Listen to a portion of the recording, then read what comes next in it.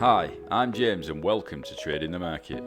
As part of our new shorter format videos, this will see the birth of our new weekly series, The Soccer Summary, consisting of trading insights into upcoming football matches that myself, Mark and Roy will be looking at and what we could all potentially trade on. Now a quick disclaimer, this is not, I repeat not, a tipping show. Never will we tell you where to stake your hard-earned money on the exchanges or what markets and selections to trade on. This is just us having a brief look at football matches and our humble opinions on what we may or may not potentially look at. We are non-profit and make no money by doing this. So without further ado, let's get into it. So today is Wednesday the 8th of December, and as you can see on the screen, we have the last of the group stage matches in the UEFA Champions League kicking off tonight with two matches at 6:15 and the rest at 8 PM. There are some fantastic games on offer tonight, and a few we could potentially trade on. It's entirely up to you which markets and selections you trade on, so let's take a brief look at some of the games. Top of the list is Juventus versus Malmo. As we are new to this format, let's start off by going over to Mark, who can give us a couple of stats on this game. Thanks, James. In the league, Juventus have picked up 6 points less so far this season compared to the same point last season. This is also 12 points less than the season before. Tonight's game being at their own ground, you would think they have the advantage, but only 41% of their goals have been scored at home. They've scored 32 goals after the 75th minute, and the majority of the games were won or lost have been by 1 goal as a margin. Juventus are the obvious favourites, and looking at the match odd markets, we have very little to go on or potentially profit from early on. If it's a draw or in the 75th minute, I would suggest laying the draw. The 0-0 correct score market we could potentially scalp for the early part of the game, or use our 3-0 correct score strategy, as I feel Juventus will score first. The under 2.5 market is an interesting one, as we could scalp the under market and potentially trade on the over market if the odds increase, but I do sense goals in this one, so the over 2.5 market could be the way to go. Next we have Zenit St Petersburg versus Chelsea. Looking at the match odds, Chelsea are the outright favourites for this one. Waiting to lay the draw or possibly scalp the draw or win markets is a good shout depending on what happens throughout the game. The correct score market I would be looking at is the 3-0 strategy, with regards to Chelsea being the team to possibly score first. The under and over 2.5 markets are quite balanced with the odds, so it may be best to wait and trade the over market for a higher price. I feel there will be few goals in this game too. Over to Mark for the stats on this one. Zenit have been undefeated in the last 6 matches. 71% of Zenit matches have had over 2.5 goals scored in total. Zenit conceded at least 1 goal in 8 of their 9 home matches. Chelsea have won 6 of their 8 away matches and have scored in each of their last 9 matches. Chelsea did not concede any goals in 5 of their 8 away matches. Bayern Munich versus Barcelona is the next game we will look at. On paper, this is a mammoth game with both sides boasting an array of talent in their starting lineups. Bayern are the favourites in this one. I would advise staying away from the correct score markets, but who knows, this could be a cagey affair to begin with and both cancel each other out. It's up to you which way you decide to go with this one. The under 2.5 market odds sit at a very high decimal 3.4, so the market expects goals in this one. It could be worth a scalp or two on the under market, but I would be very cautious with this game and maybe just sit back and watch it instead. Alternatively, if the score is deadlocked at 0-0 after half an hour, you could check the over 2.5 prices. So Mark, what's the play for this one tonight? Barcelona need the win tonight to go into the knockout stages.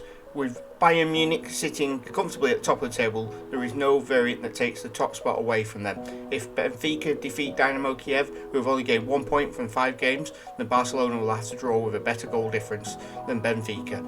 If I was Bayern Munich, I would be going easy tonight. I'd much rather take Benfica into the knockouts than possibly being faced with Barcelona for the knockout stages. The last of the games we will look at for tonight's matches is Man United versus Young Boys. United are already through, but haven't been playing their best football recently.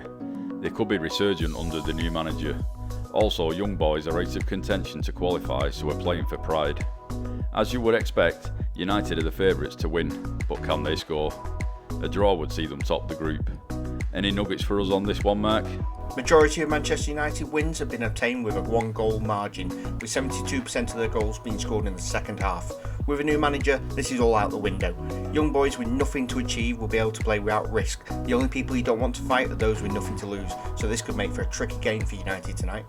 In my opinion, Keep an eye on the over and under goal markets and a potential lay the draw scenario for this one. We have one game for tomorrow, on Thursday the 9th of December. This is Napoli versus Leicester City. Such a tight group you couldn't squeeze a Rizzler paper between them all. The match odds are close too, but this could be worth looking at the 0-0 market or laying the draw from the off with the odds at 3.8 on the draw market. I can't pick a winner here, but I think there will be a few goals in this game. Trading the under market is a good shout on this one too. Mark?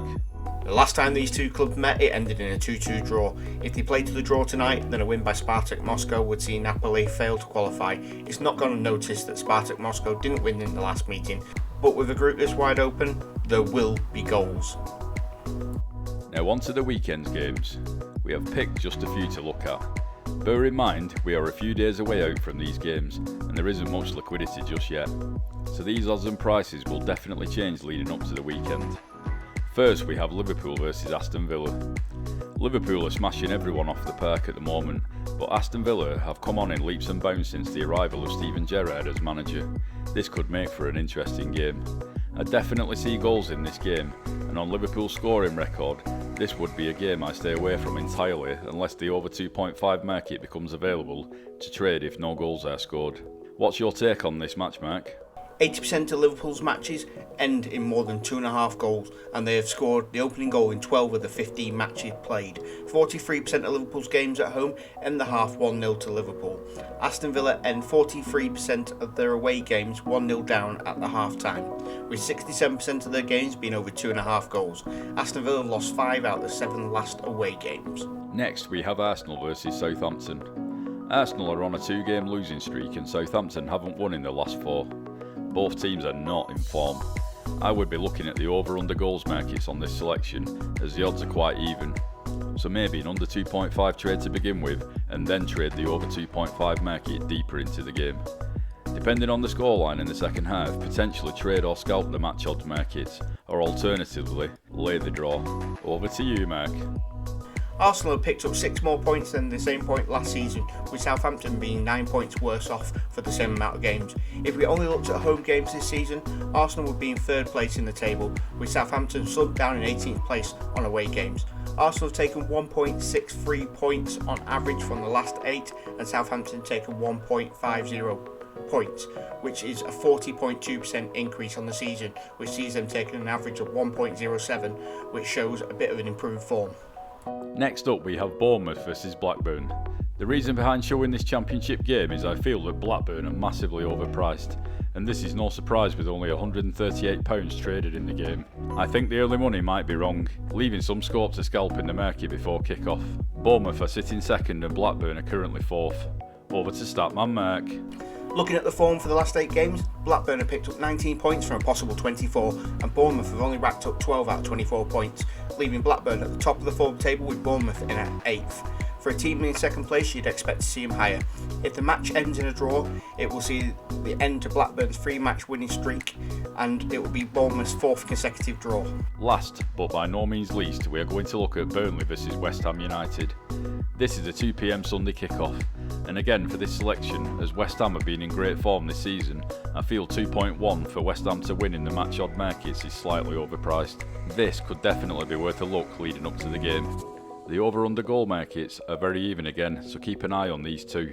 And for the last time, let's head over to TTM's newly crowned Statman Mark.